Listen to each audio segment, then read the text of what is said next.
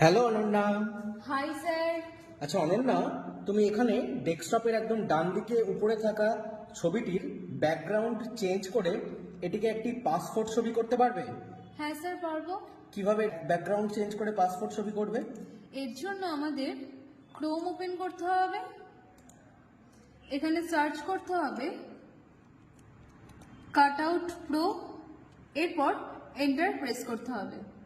এরপর এখানে cutout pro এর আন্ডারে থাকা পাসপোর্ট ফটো মেকার অপশনে ক্লিক করতে হবে। এরপর আপলোড ইমেজ অপশনে ক্লিক করতে হবে।